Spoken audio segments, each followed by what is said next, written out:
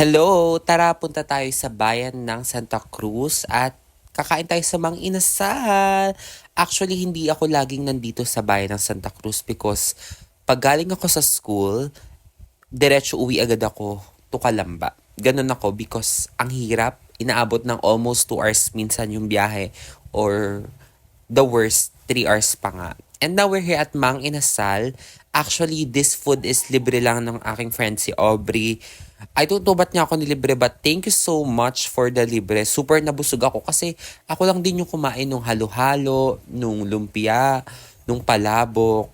And now we're heading back to school.